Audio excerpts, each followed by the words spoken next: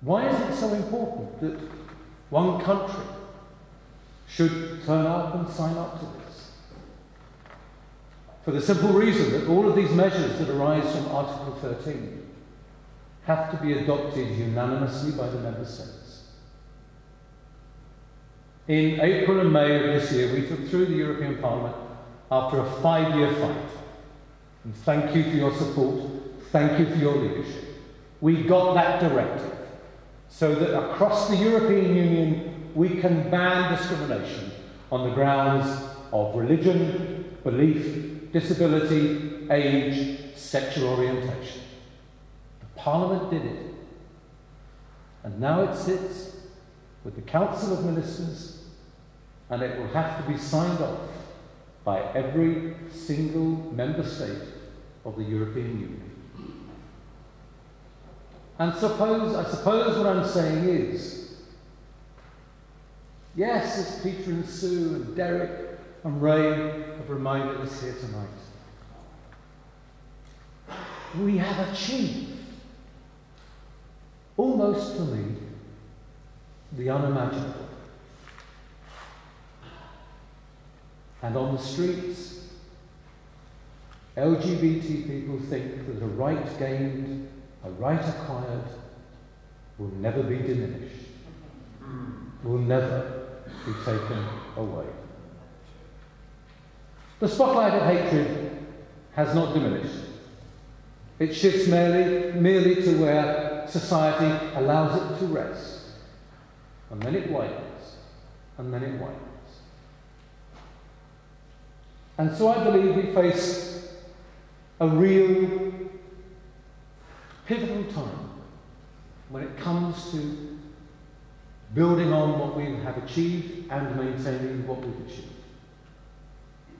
In the European Union, shortly after enlargement, there was a debate on women on waves, a brilliant Dutch boat that goes in and out of ports across the European Union, giving advice on reproductive rights, sexual rights, a woman's right to choose, AIDS, HIV. And the Portuguese battleships stopped this tiny little boat with its 20 women coming into the Portuguese harbour, and they escorted it out of Portuguese waters. Absolutely against all of the treaties of the European Union. And we had a debate in the Parliament, as we have so many debates. And I was speaking for my side, and I stood up and I said about the importance of information when it comes to your rights, the exercising of rights. And then, being an actor, I let my imagination carry me away. And I said, and let me tell you, I see the fingers of the Vatican all over this. And women need no lectures from men in frocks about what they should be doing with their bodies. Well, on my side they went, yes! And on the other side, the crucifixes are being waved. But unless we separate religion and politics, we will never advance. As a human rights defender, I defend anyone's right to their religion or their belief, even if their religion or belief is in direct contrast to what I believe my rights should be. But I equally believe that religion, belief and faith are probably, along with an orgasm, the most personal and private thing you can experience. And they should remain exactly that, personal and private and never imposed upon another, especially if the imposition of the belief undermines the human rights of the individual in comparison to the imposer of the belief. So we have a long way to go. Organised religion misrepresents the biblical tracts, the Quran, the Torah, etc., etc. As I said, and I'll come to a finish now, as I said when the Pope mysteriously woke up clicked his Prada heels and thought he was in Kansas and announced that homosexuality was the greatest threat to mankind,